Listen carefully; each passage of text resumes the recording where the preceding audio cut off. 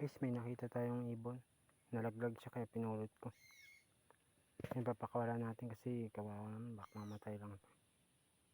Gusto ko sana alagaan pero hinahanap siya ng mga kasama niya. Papakawalan natin siya. Yan na. Sige na, lipad ka na. Oh, sige na. Ayun na.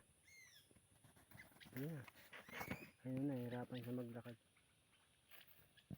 Medyo ano siya. Hindi kaya mamatay lang yun.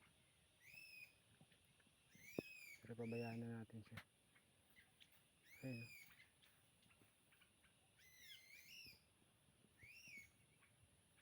Ano siya sa dulo.